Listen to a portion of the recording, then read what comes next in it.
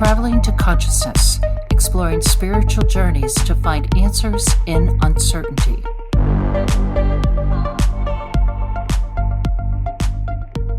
right, Rachel. So we're here. We're doing it. It's official. It's official because I've had a lot of times people are asking me who's the president of the party, and I can't really tell them. Like, it's coming soon. But you've officially put it out there that you're running for president. Yes. And we're going to get into that. But I feel like there's a couple notes I have here. Just for the audience sake, for our sake, so we can kind of just set the tone to this appropriately. And I know that we're both big advocates of transparency. Yes. And so let's at least start that off on this sake, right? So I know historically speaking, a lot of my podcasts have been more conversation based. Let's get to know each other. Let me see your ideas. I'll give you some of mine. So for me, at least, this is a little bit of a new rule where I'm stepping into the shoes of an interviewer, of a reporter, essentially, and just trying to pick your brain. Now, where there's some overlap here and where there's a potentiality for bias, right, is that we're both running in the same political party. We've had immense conversations about how we're going to save nature, how we're going to save the planet.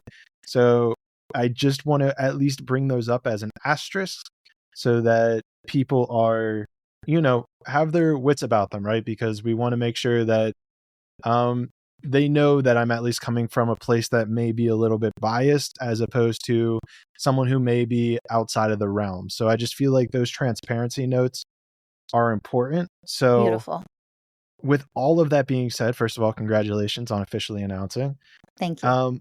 Is there anything you want to say on those notes before we get into the interview and a deeper discussion? Just to piggyback a little bit that, Clayton and I are both a part of the American Congress Party. So keep that in mind. And even though we are here to do great, wonderful things, save this planet, elevate humanity, of course, there's some degree of bias. And we just want everybody to be open-minded as we try to be with everybody else. We walk our talk. So, but yes, absolutely. Full transparency. And let's just dive in and see where we go. Beautiful. And if I see any area for me to push back, I'll I'll do it because we like some controversy makes some good for good entertainment, right?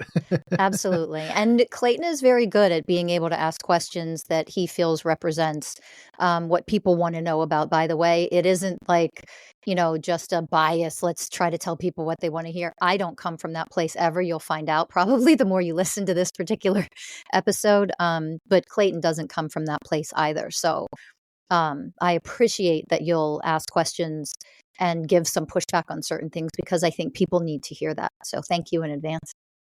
Thank you. I appreciate that because I know at least with my conversations, as we're getting into a conversation here, I always try to take that perspective of like, what are people generically saying? So at an interview level, that's probably a good angle. And I also took notes. I actually wrote down, I take notes all the time for my guests, but I don't usually have them sitting in front of me whenever I'm doing this. So let's see how that also plays into that. But with all that being said, let's jump into trying to develop a little bit more of an interviewer energy here. So Rachel Fiori, why are you running for president of the United States in the first place? Yeah, let's start there. Talk about transparency. I was asked and I answered the call. That's the simplest answer that I can give. I want to make very clear that this is not like this has been a lifelong dream. I haven't planned on doing this. It was a bit of a surprise, to be perfectly honest.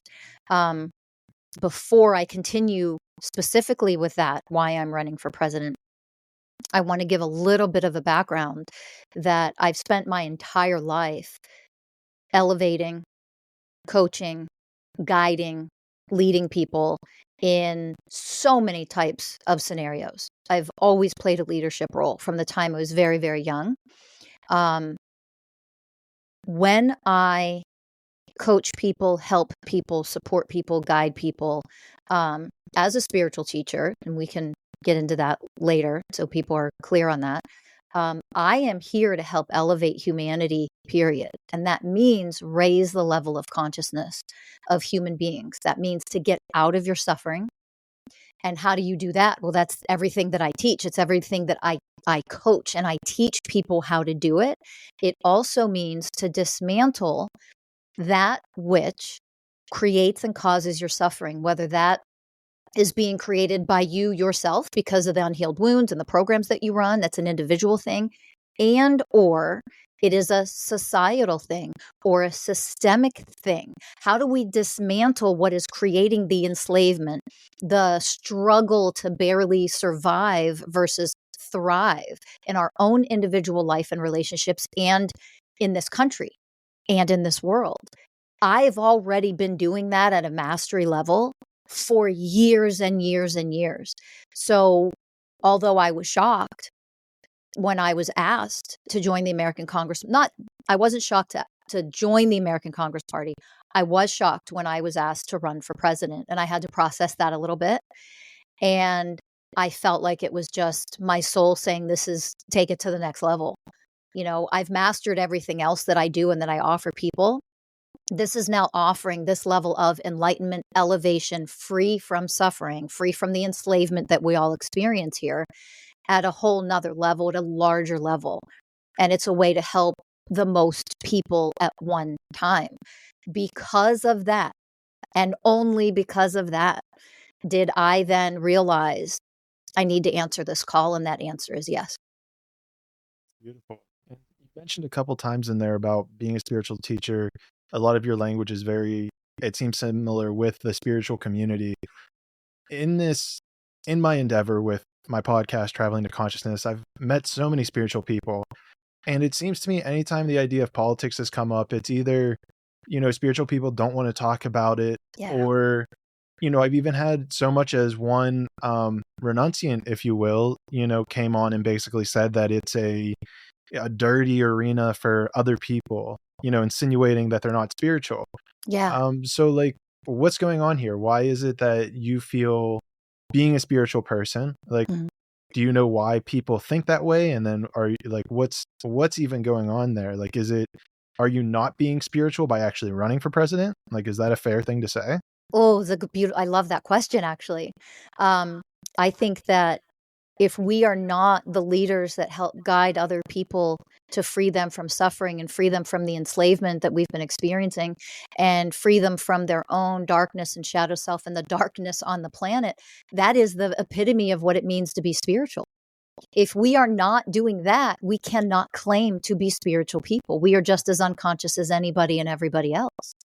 If you're not a leader, when you achieve a certain degree of enlightenment and awakening, and you've expanded your level of consciousness, with that comes great responsibility, naturally, right? The very first way of oneness consciousness, of the universal ways of oneness, is the way of responsibility.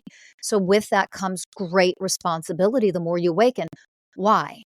Because if you don't yet know how to awaken and become a higher level of consciousness, which means integrity, trust, truth, loyalty, harmlessness, and gentleness with each other for this planet. If you don't yet know how to do that and become that yourself, but I do, why would I keep that to myself? It doesn't make any sense. The people who are in positions of power, a lot of them are not leaders. Just because you hold a position of power doesn't mean you're a leader. That doesn't make you a leader. People who have high levels of consciousness, they are supposed to be the ones who lead us, because they lead us to freedom. They don't lead us towards greed, materialism, destruction of each other and the planet. That's not a leader. Those people are not leaders.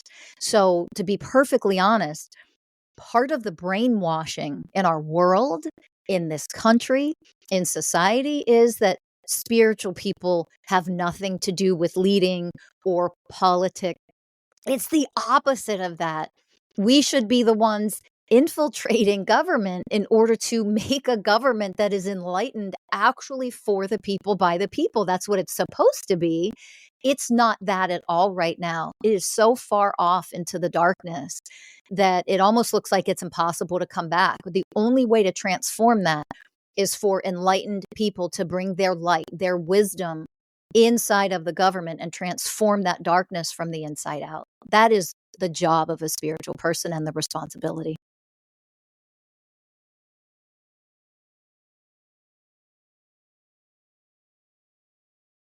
Are you still there? I'm getting some kind of glitches on my end. Yeah, there you go. I lost you for a second, but you're back. Okay, cool. There's a lot of imagery in that answer. So I was seeing a lot of different stuff kind of going on there. One of the predominant things is this idea maybe of darkness in politics and enlightening it as you were saying. How would you describe, maybe in an abstract way, maybe as like a spiritual person, how would you describe the texture, the color, the feeling of government now, and how you believe it should be in an enlightened way? I think that what you feel from our government now, you can feel the betrayal, you can feel the lies, you can feel the corruption, you can feel how fake, like the masks that they wear, they present something to the people, none of it's true, or very little of it is. The level of manipulation, all of it feels like you are in a horribly abusive relationship with a narcissistic abuser, and you need to learn how to stand up for yourself and break up and get the hell out and get to safety. That's what it currently feels like. And we the people need to connect to our inner power and break up with the narcissistic abuser that's abusing us. It's that simple. When they are stealing the amount of money that they're stealing, taxing times everything 100 times over, there is not a lot that they are doing in any way, shape, or form that actually benefits people in this country. And we either keep falling for it, keep being manipulated, keep being brainwashed, or keep remaining in powerlessness, saying, well, what are we going to do? I'm only one person.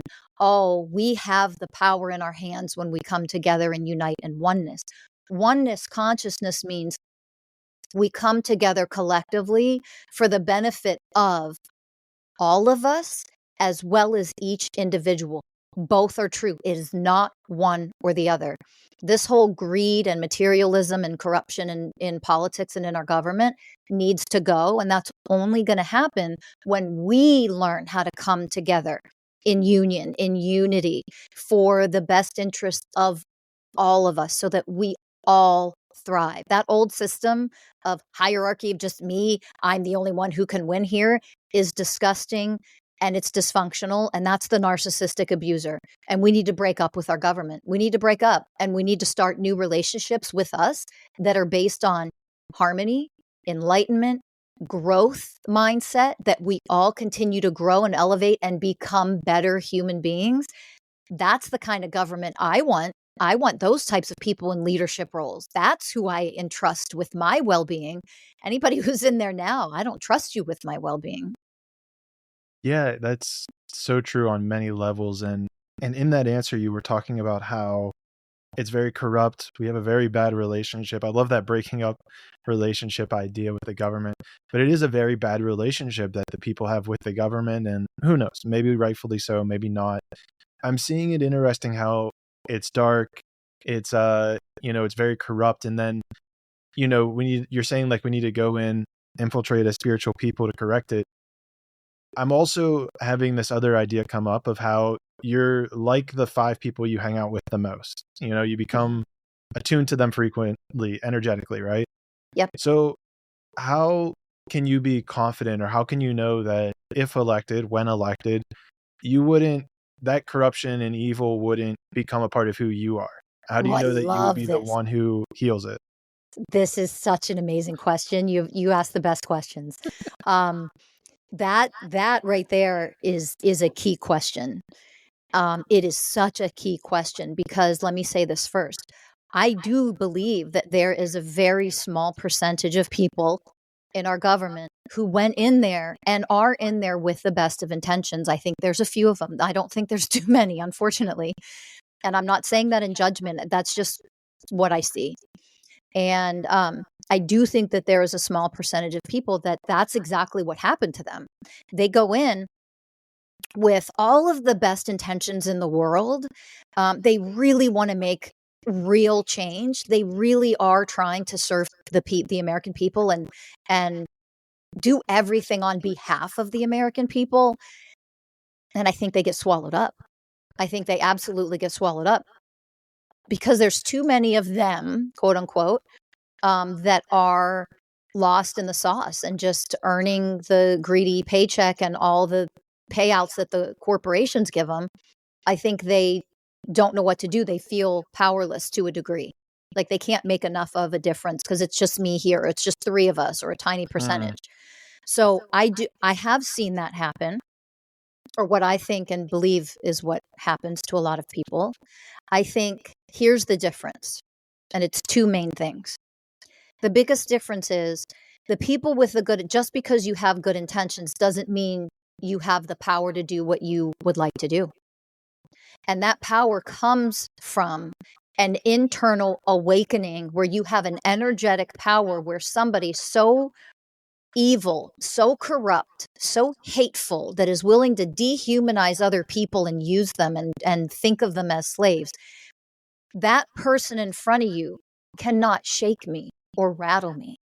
The work needs to be done first from the inside out on the individual level. And so part of transforming the corruption and the darkness in our government and the evil in our government is doing the work yourself first. That is critical. Otherwise, you are just going to get swallowed up because there is a law of darkness that is that's running our country, right? In order to not get swallowed up by that, you had to have done enough of the inner work on yourself to where you now function in your divine power, that you are an enlightened being, that you are on the road to enlightenment. So you are this is all energetics. You are energetically powerful enough that when you walk into the room, your energy is what starts to transform the darkness in the room. You are now the threat, so to speak, and I don't mean that in a negative way, but you are now the threat to the darkness because you're bringing your light. If people have not yet done that, they will get swallowed up. And I'm going to give a real simple analogy again. If you were, I'm going to use the abusive relationship. If you were truly abused in a horrific relationship and you got the courage and you got the support to break up and leave that relationship, and then sometime later you just met someone new and you entered into another relationship, you did not do the real work on yourself to heal, to elevate, to become powerful enough to never again get into that same type or similar type of relationship. You don't just hope for a better person. You have to become powerful enough so that you never lower the bar on yourself and you never again accept anything less than you deserve. And that is what we need to do as we, the people, all of the citizens of this country. We need the education, the tools to elevate our consciousness, connect to our power, and not tolerate that low bar where we are dehumanized and abused anymore. That is the key difference. That's beautiful. And I think there's a lot of things coming up. There's definitely some policy in there, it sounds like, with education. Yes. Which we'll definitely get into in a second here. But one thing I want to kind of point out here, ask you about, is kind of getting these things right. Because I feel like even if you have all of your policies, if we have all this darkness and corruption in place, then it's going to be difficult. It's going to be almost impossible for you to get things passed, right? Because you also need a legislative branch. Yes. So one thing you mentioned in there, right, is like working with people, right? And you mentioned how it needs 3, it needs 5, we need a certain amount of people. Yep. If we look at government right now, right, there are a few people, but I can't, of the 535 people in Congress, to my knowledge, and I don't know everybody, to my knowledge, maybe there's 10, maybe there's 15 who I'd be like, oh yeah, like I trust that person. Yeah. So with that being said, right, you get in, you have this, this fire, this enlightenment, and you want to share that with Congress. How can is there a way to get those congressmen, those congresswomen to work with you? How do you get them to actually propose legislation that you would desire to make the world a better place? Because in my mind, it might be very difficult to do that. So what is your vision for that? Yeah, that's beautiful. So it's going to be very difficult. It's going to be absolutely difficult. I will never pretend that something like this is going to be easy. And the biggest transformations and the most incredible things in our history that have ever happened have never come easy. So let me make that clear. I know it's not going to be easy at all. I don't pretend it's going to be. However, There's two things, because you mentioned policies. Yes, we need to change certain policies, absolutely, but I need everybody listening to understand something. If that is all we did, nothing would ever change. In the long run, nothing would ever change, because someone else would just come back and pull some bullshit, corrupt policies that make more humans suffer in this country at some point later. Like, we don't want the yo-yo game anymore. We don't want any of that to happen anymore. So, although changing some of the policies it's important to do that also as well. In addition to, that does not solve the core problem that we have in our government right now, right? So education, education, education. These people are going, I am not here to do things the old way. So this is probably a good segue to throw this out there. All we see is people doing things the same exact way that it's always been done. Hey, I promised this, and then I get in there, nothing's done. Our country goes to shit even worse than it did 4 years prior. And we fight over it and act like it doesn't and act like it did. All of that nonsense needs to stop. We can't keep doing the same thing every 4 years thinking anything is going to change. It's ridiculous. It's like you're still driving on your old transmission and you don't get it. You need a new transmission. Get rid of the transmission. Yours is shot. Stop trying to fix it up and tune it up and then keep driving the same car. Take the transmission out of the car. It's done. Take it to the junkyard. So guess what?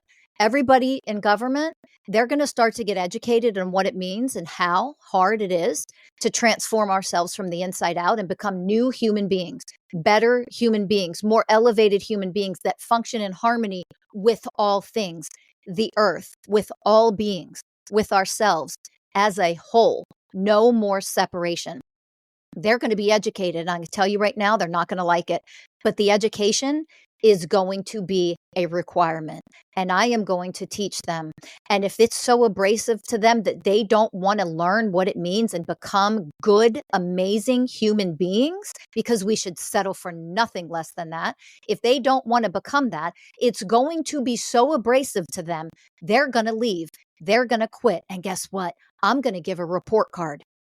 I will give a report card to the entire country who wants to continue to be an evil, corrupt asshole in our government, who refuses to become a better human being and choose better for all of us, for themselves as an individual, and who is actually healing, elevating, and becoming better human beings. Talk about transparency.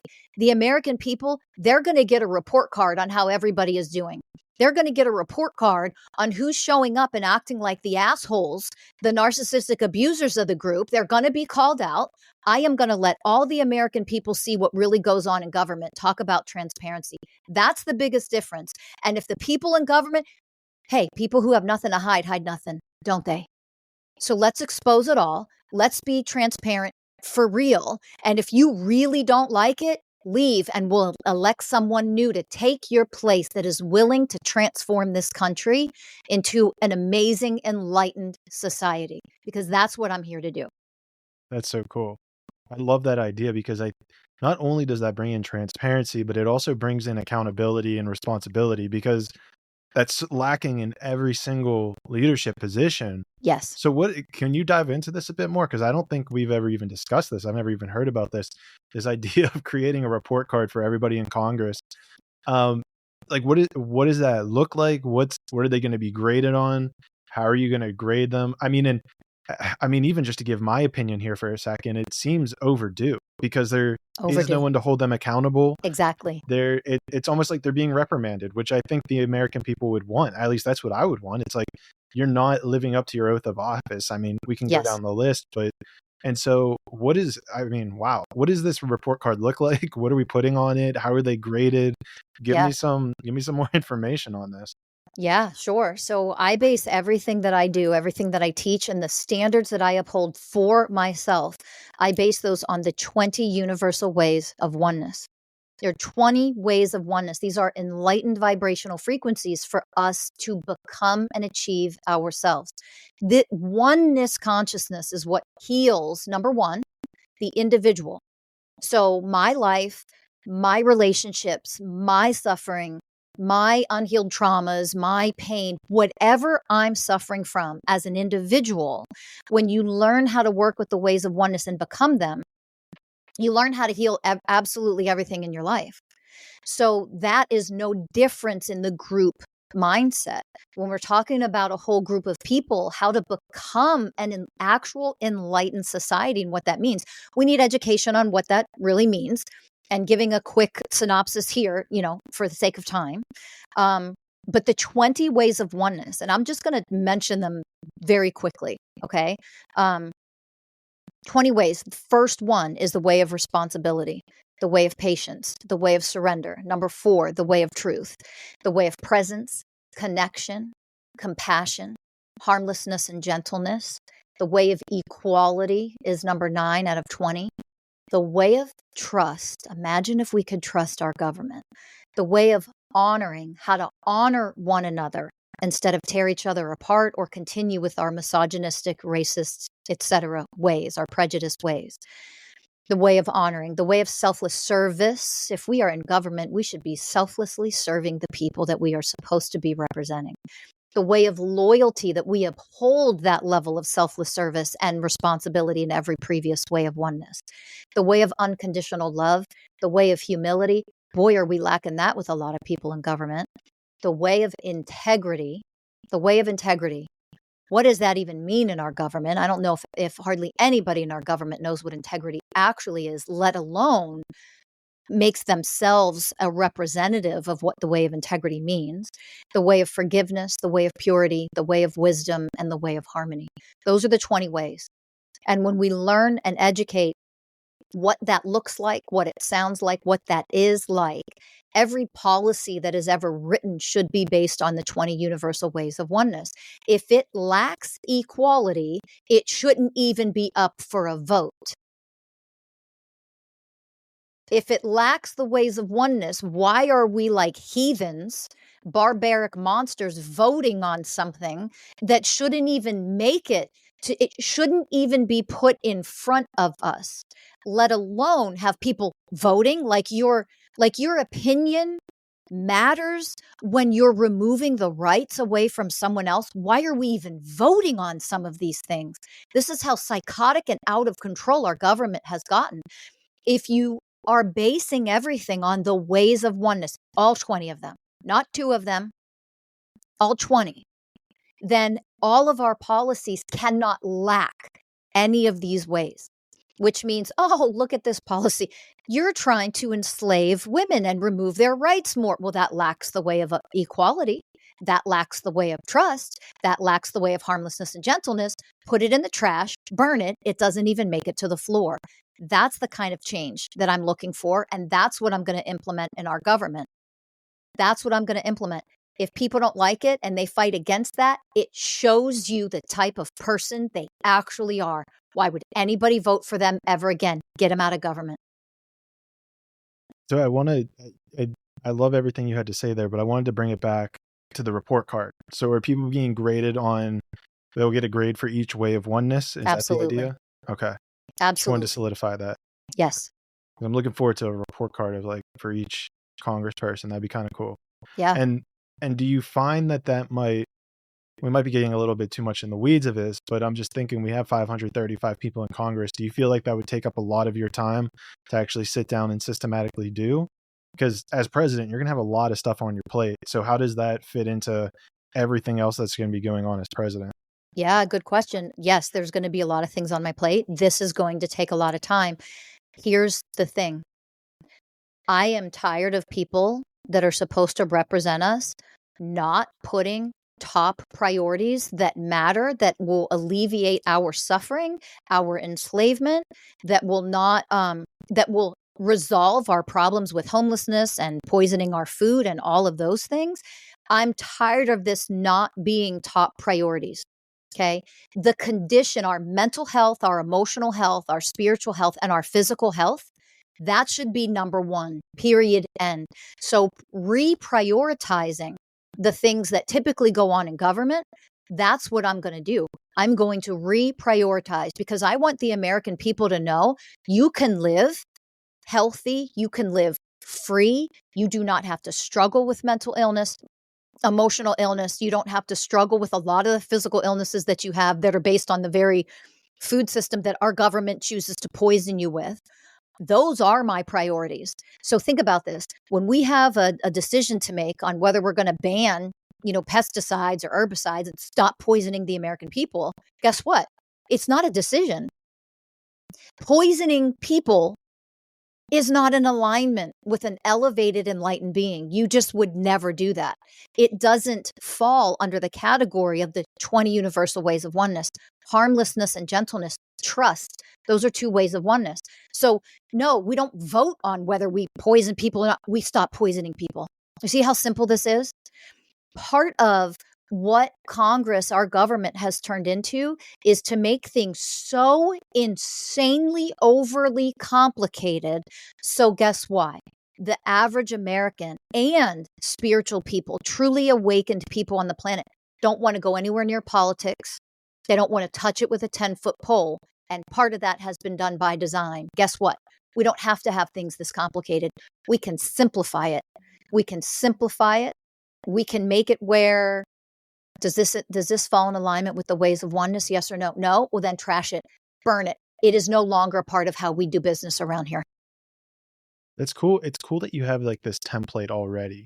I mean, you keep bringing up the 20 ways of oneness. So you almost already have this template to measure up any sort of policy or legislation. Because I'm seeing because I feel like, especially if you're going to be the leader of the free world, which is an interesting phrase. Which is ironic. Yeah, we'll just realize that's a very interesting phrase. I haven't used it in a while. But if you're the leader, let's say of the United States of America, a lot of unexpected things are going to come up, right? Yep. Things that you can't plan for. And so that's amazing that you have kind of this blueprint already put up to measure things against. And I think that's probably something, even just like a generic ethos, if you will, of every generic person should probably have that. And it's got me thinking that I might need one of those too. Yeah. But if we let's dive a little bit more into like policy, because I know I saw on your website, RachelFiori24.com, that there was a few policies. And I mean, I don't know how much we're going to get in today. I think before we started recording, we said we're going to have to do more of these before the election. But the one that we should probably start off with was because I saw you're a master's in occupational therapy. Mm-hmm. And then you also on your policy section started talking about healthcare versus sick care. Yep. And I have a feeling this is also somehow tied into education, because you put on your website also free education, free medication. So I guess that leads me to the question of, as someone who holds a master's in occupational therapy, first of all, what do you mean by healthcare versus sick care, and how does this lead us to free medication? Yeah, thank you for asking that. So I first want to mention that after I earned my master's degree and I became a licensed therapist, I was working in our healthcare system, and I went on to specialize. For those listening, she did air quotes. Yes, definitely air quotes there. Our so-called healthcare system. And I went on to specialize in a couple different fields. One of them was I specialized in mental, emotional, and behavioral health. And while I was working in the hospital systems and our, quote unquote healthcare system, I was shocked and devastated at what I saw behind the scenes. It was such a rude awakening for me to see that it isn't healthcare at all in any way, shape, or form. We do nothing to find the root cause of a problem and cure what is happening with a person when they are struggling, whether that's, mental, emotional illness, or whether it's something physical disease or illness. We just treat symptoms because, as we all know, I did not know at the time, as I know now, and I know many people know now, that the pharmaceutical industry just runs and controls even medical schools, but they are in charge of our healthcare system. So all they want are people to be sick, right? So when I was still working in that system, I will never forget the day that I was told to stop healing people because sick people make us money. And I don't think I could ever forget. I went numb, and I just thought, this is what I've worked so hard and my level of education and training and specializing for to be a part of this type of system. That is not the way of integrity. That is not the way of trust or truth or harmlessness and gentle. It does not fall under the category of anything but evil and corrupt. And here I was a part of that system, unknowingly when I entered into it. And so I knew that I was there for a reason. It was for me to learn what really goes on behind the scenes so that I could transform it and do something different, So knowing that, when I saw that behind the scenes, people they're brainwashed. They're not educated in how to care for themselves. The fact that we are poisoned in every way, shape, or form in this country. And they don't know how to actually heal themselves and get themselves out of a sick care system. And they're not going to know from the very system that oppresses you. Your oppressors are not going to set you free. They're going to continue to oppress you. How do you get oppressors to stop oppressing people? The people who are being oppressed rise up. And how are we going to get those people to rise up in this country is free education. Free education. On every level, everybody can do something to heal themselves, to become whole, to stop suffering. You just have to be willing to learn and be willing to take action with what you're given when we teach it to you, right? You still have free will choice. But that is one of the biggest things that I'm going to do when I am president is I am going to educate the American people. We are going to set up systems where everybody has access, how to heal yourself, how to, at least to some small degree, grow your own food so that the food industry is going to lose enough money where it either collapses or they're forced to change and stop poisoning the American people. Not to mention, I think the people in our government who actually poison us should be brought to justice. That's a different topic. Oh, let's jump into that topic. What type of justice do you believe? Like, what court of law are there? Like, a certain laws you think for them, or like what's your opinion of bringing those who have poisoned Americans? How do you investigate that? How do you prosecute that? Yeah, I think anybody who actually votes for pesticides and herbicides and poisons to continue to be in our food, they allow corporations to put poison. Read the ingredients, everybody. Read the ingredients. They allow corporations to poison food and sell it pretending like it's food. If anybody in government has not voted against or removed it, they should be prosecuted. Because here's the truth. If I suddenly started, putting arsenic or some poison in my husband's food and slowly poisoned him over time, and he started getting sick and having all these symptoms and going to the hospital or the emergency room, I would be prosecuted, probably with attempted murder. Why are we not holding the people in our government accountable like that? Why is there a double standard? Why can you cause such harm to these people in this country and make them sick and make them suffer, and none of you are being prosecuted to the fullest extent? Absolutely not. It is unacceptable. So I believe that we need to start prosecuting people in government who actually allow us to be poisoned. All on board with that. I think the big thing would be is that we've seen time and time again where most recent would be Hunter Biden with his whole laptop thing. Yep. But we've seen time and time again where politicians have weaseled their way out of any sort of what accountability. Accountability, yes. There's absolutely no accountability for them. Yep. I think there was even a judge who claimed that Joe Biden wasn't mentally fit enough to stand trial, which is crazy that this is the country you live in. Yep. So it seems as though this is almost even an issue that is even more deeper than just one president could take on. So, or do you think that you could pull this off as a president? And if so, how? I am not just one person. We are an entire country here banding together. That's the difference. That is the difference. So when you couple this with all of the layers that will make real change actually happen, and that is educating the American people, and that is teaching them what not to eat and why. You still have free will choice. You can still go buy it and eat it if you want to. This isn't about controlling anybody. It's about setting people free.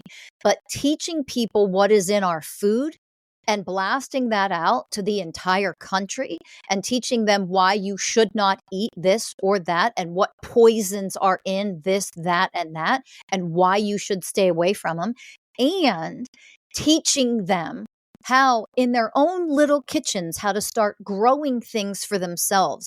So many products are available for us now to do this very cheaply, very easily. So we can make a big difference with all of these layers being offered and taught to the American people. We can make massive change happen. And then guess what? If we can't prosecute and we can't hold people accountable because the court systems are way too corrupt still for that, it might take time to make all of this happen. I understand that. But if we hit it from more than one angle and we hit it from every direction humanly possible, they will be forced to make change. And when time comes to rerun, who's going to vote for them? We're going to put term limits on. We need to get people out of there, right? We have to hit it from so many angles. And that's part of what we need to go into this as a community who are willing to fight for our health and our freedom. And when I say fight, I'm not talking about violence. I'm saying hit them where it hurts, which is money. Stop buying certain products, start growing your own food, and having the plans and the education and the teachings to teach you exactly how to do that in your own communities, so that we are not reliant upon our government to the degree that we are now, like slaves are. We're not reliant on them to that degree anymore. We remove that from the government, we've removed their power. That'd be a nice vision. It's a nice vision. It's a nice vision. It's a nice vision. One day. And I'm kind of getting this intuitive thought because I feel like there's a lot here. And I think there's a lot of your policies that seem very different and out of the box compared to what I've heard a lot of people talking about. And there's a piece of me that we'll get into it in more depths, it seems like. But right now I'm feeling like we should talk about something I think that we've never talked about before. And it seems to also be a hot button issue at this point. So it's probably worth at least exploring, which would be the idea of immigration. So we've seen a dramatic policy shift from our past president, Trump saying that we should build a wall, people need to come in legally, to Joe Biden's America, where his goal is just allow people to come in, no vetting, no checking. They can get plane tickets now. They're buying them plane tickets in. He's now complaining that he doesn't have the authority of the military, which I don't know if he knows what the executive branch is, but if you get into power, you will have that power to order around the National Guard, order ICE. And there's even an amazing thing. I learned this from Vivek Ramaswamy, where he was saying that every police officer can actually act as an ICE agent to deport people if needed. They just have to be given that authority. But of course, the politics, Joe Biden isn't going to do that. He's going to blame, Congress. We've seen this play so many times, it's not surprising to me. So with with this being the last 8 years of our immigration completely seeming to flow from side to side, where does Rachel Fiori sit on the idea of, and it's probably good for us to denote whether it's legal or illegal immigration. So where do you sit just maybe broadly on the idea of immigration, and then specifically legally and illegally? So first, let me say that I honor this topic is so complicated that I think that everyone listening needs to have a level of emotional maturity, that there is no one flip of a switch that is going to heal and transform this easily, that we cannot keep doing, don't let anybody in, get rid of all of them, let some people in. It isn't that easy. I want to make that very clear.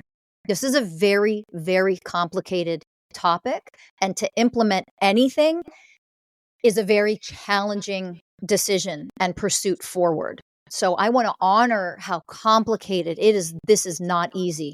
Okay. I don't care who anybody is in charge, whether get rid of the corrupt people. This is not an easy topic, problem to solve for anybody. And I just want to honor that. Let me say this next. A long-term solution is the more humanity awakens and gets the education to raise the level of consciousness on the planet. People will hear me say that and just dismiss it and not listen any further. The problem with that is, if we do not focus on raising the level of consciousness on the planet, then violence will continue and war will continue forever. It just will, because only people who function at low levels of consciousness cause harm. Only people of very low levels of consciousness rape, murder, punch women in the street for no reason. Like, these are people low levels of consciousness. If we were elevated human beings, that wouldn't even happen. It can't occur when you're a more elevated, evolved being.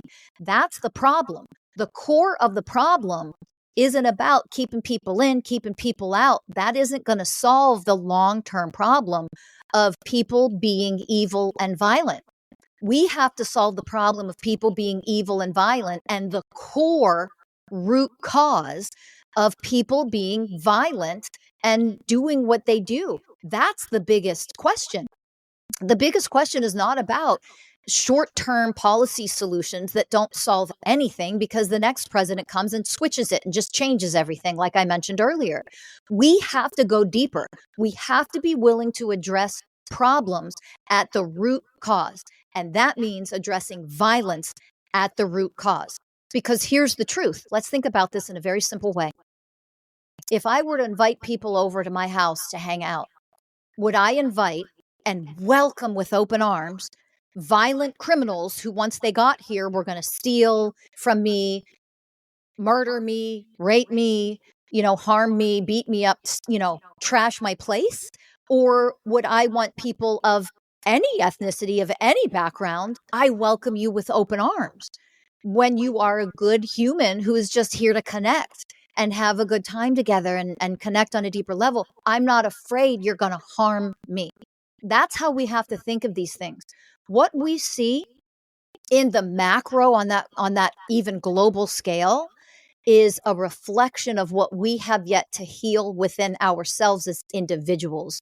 And we see it in extreme ways in the macro because we have yet to take responsibility for ourselves on the micro, on an individual level, right? So we have to have short-term and long-term solutions, both. And that is why, where I come in, I'm doing things very, very differently. You cannot have just short-term solutions. It will never heal the root cause of the problem. You have to have short-term and long-term implementation of healing the root cause of these things, okay? If we can understand that and raise our level of consciousness and understand short-term and long-term things need to be put in place, then a short-term solution, part of a short-term solution, is people are not the way of trust, the way of harmlessness and gentleness yet, in order to let them freely roam wherever they want to roam. And bringing people in, we have already seen the problems that it is causing and the continuation of violence, of people being harmed, of men violating women who have come over. And it isn't about classifying one group of people. It is about understanding the harm that we open up people to when we are not more responsible. The first way of oneness is the way of responsibility. If people at this level of consciousness, who God knows how many percentage of people from anywhere on the planet, including in our own country, cannot be vetted, that they cannot cause violence and harm, we have to do a better job at vetting people in order to make it safe. No different than me opening my house to people. If I think there's any chance of you causing me harm, guess what? You're not invited. You don't get to come on to my property. Like that, think about that in the simplest way. But if I vet you and I trust you enough to come on in and have an invitation to dinner, come on, let's have dinner and we'll hang out all night long and get to know each other.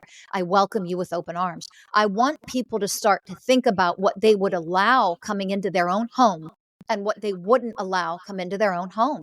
That's where we need to start.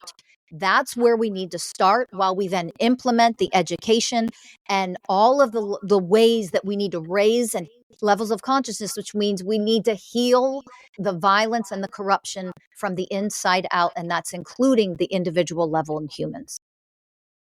Wow. How?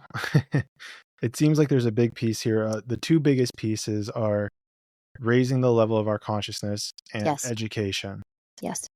So I'm very curious as as the president, you would give that education piece, but even more so, it seems like at this point, it's very important to go into this idea of consciousness. So when you say raise the level of consciousness, what do you mean by that? Yeah. Think about, for those listening, self-growth, healing, elevating yourself. Okay. So, and this is not something that I can summarize in 2 minutes. There is so much that goes into this. I've spent my entire life creating the education and the programs and the structure that people need in order to elevate. It's what I already do. Okay. So I want to make that clear to everybody listening.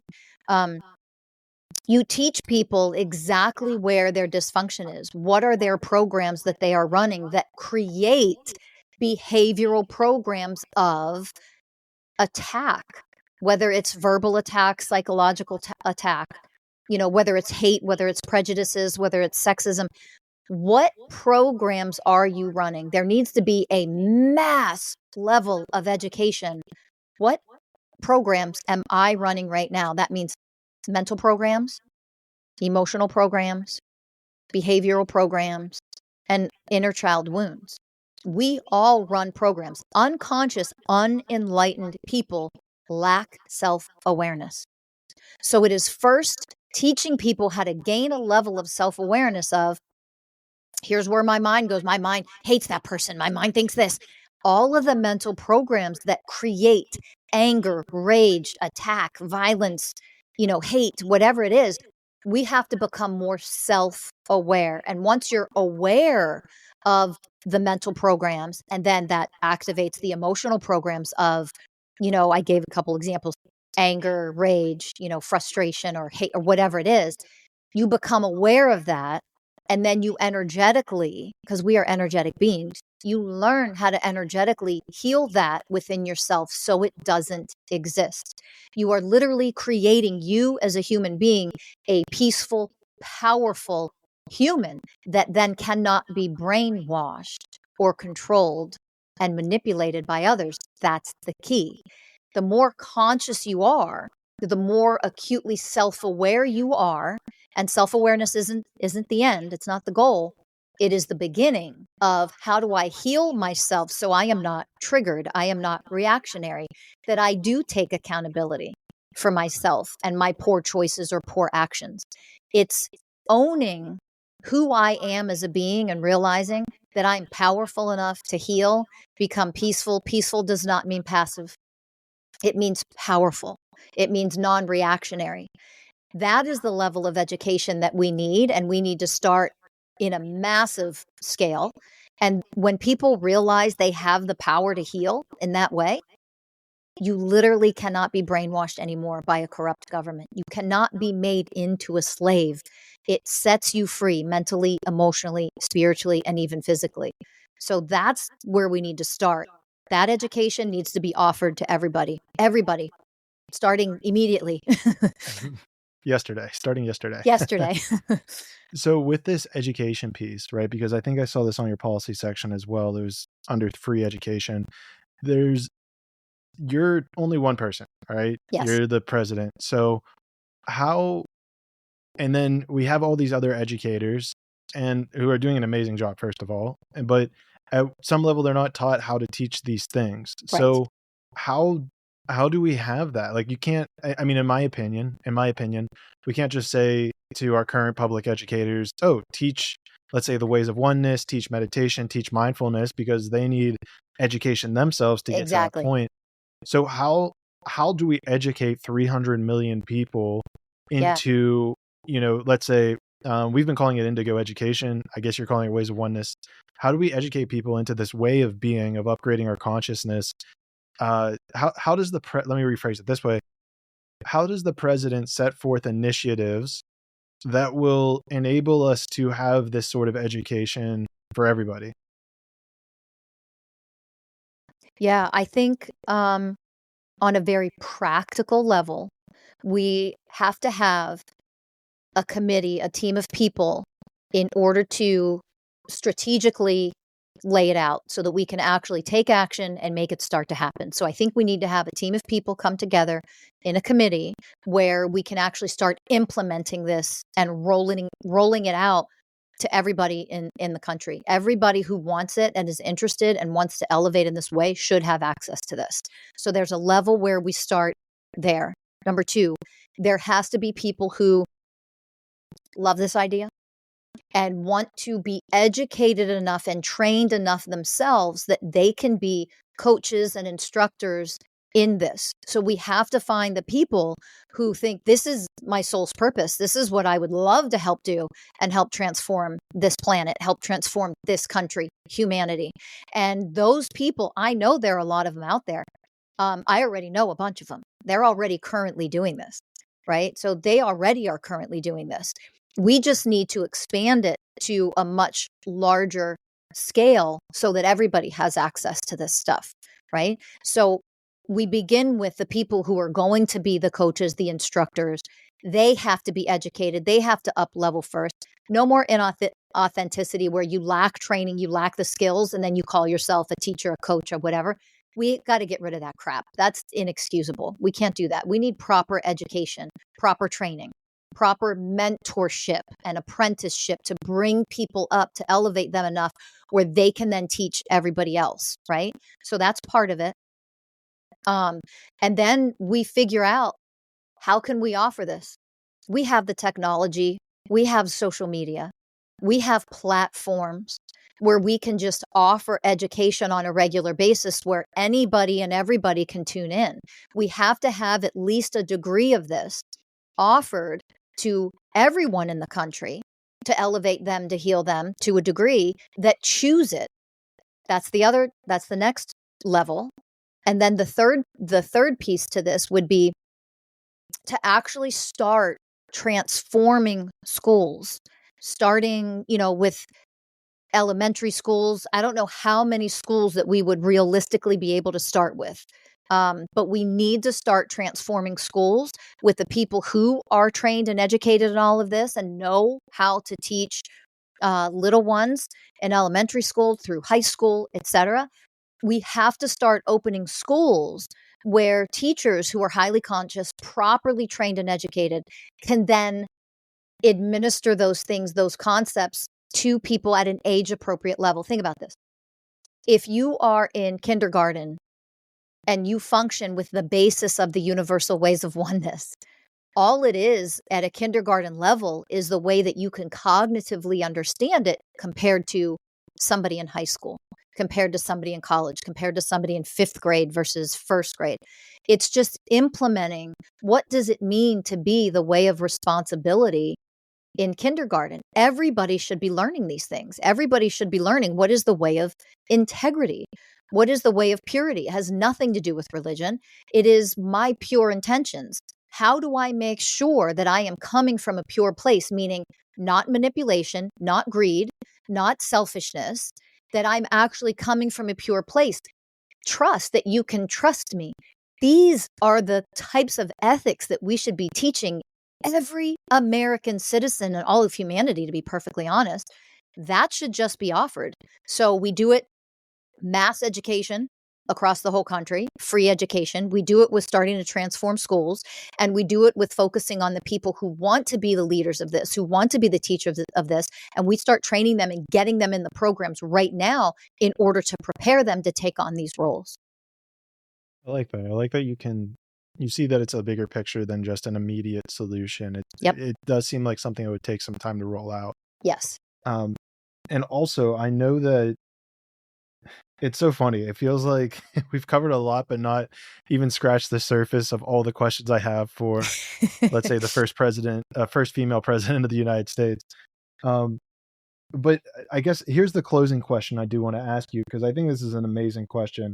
You get elected, you get sworn in January 20th. I don't know, let's say it's probably around 3 or 4 p.m. You're sworn into office January 20th, 2025. And then what you have the next 24 hours, you're in the Oval Office. What are you doing for those first 24 hours that you're elected? Oh, good question. I have not even thought about that. Talk about transparency. See the way of truth. Here's the way of truth for you. This is what it looks like, people, when somebody's actually honest. This is what it looks like. The way of humility. I have not thought about that 24 hours. I haven't even thought about it, to be perfectly honest.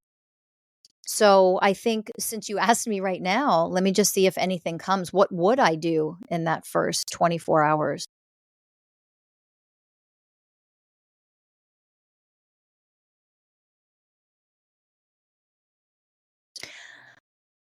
I think I would call for the country to come together and do a meditation of gratitude, of a spiritual revolution that we were successful in starting. And I would address the American people in, okay, now here's where the real work really starts. And it's all of us coming together. I think I would just address the American people, and I would do it in a peaceful, loving way where we activate, those beautiful, meditative, energetic frequencies that allow people to feel what it feels like to come together in oneness. Energetically, like, we can do this. We have a lot of work ahead of us, but it's us together. And I think that's what I would focus on in that first 24 hours. Well, I know we're gonna do more of these podcasts before November, so we'll use that as the intro to the next one of have you updated what you're doing in your first 24 hours. That sounds good. So we'll come back. We'll certify that. We'll use that as like a kind of a sketch thing.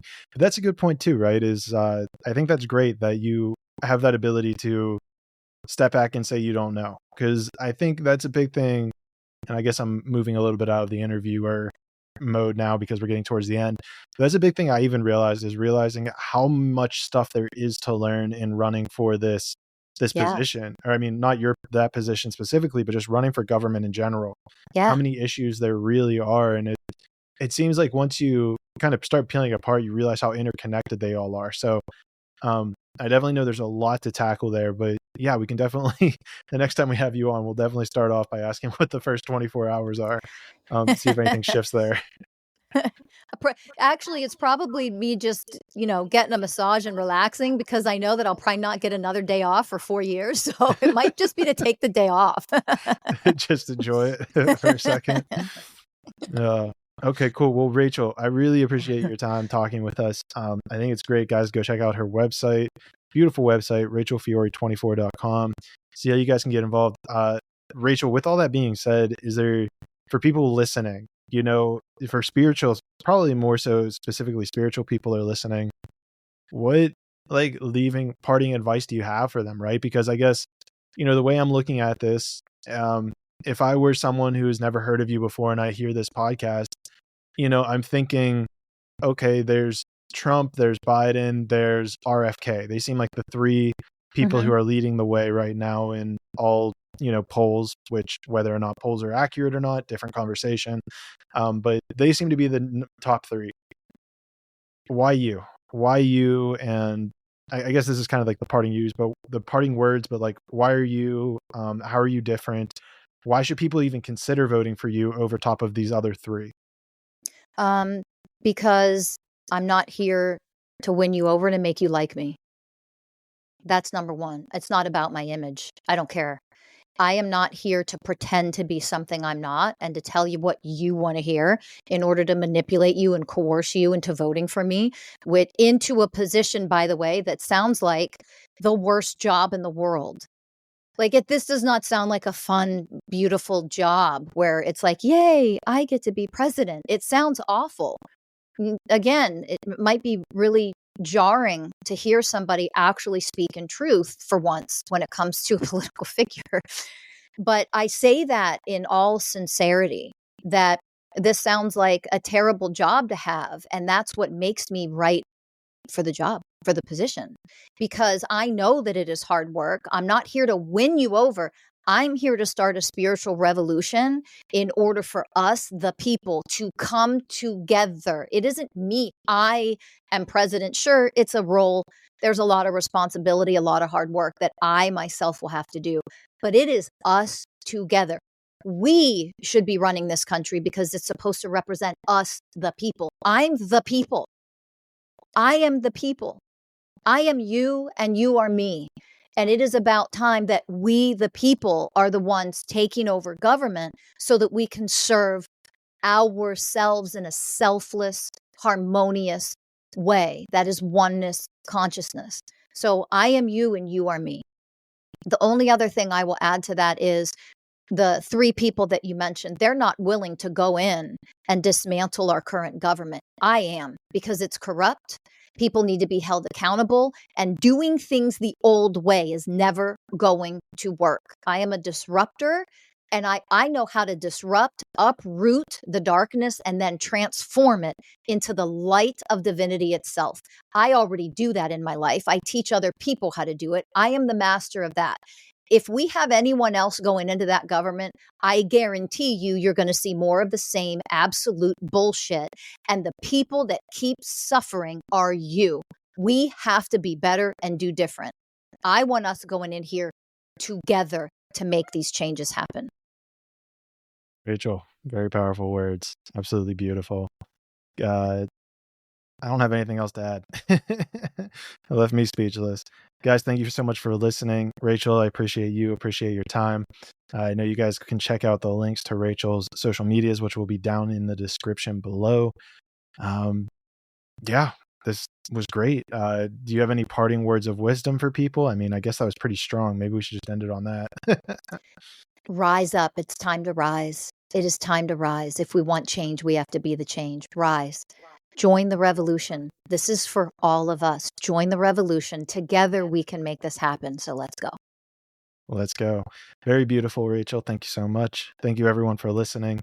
And, do what you guys got to do. Talk to people you got to talk to. And either way, I know that we'll all see each other in the 6th dimension.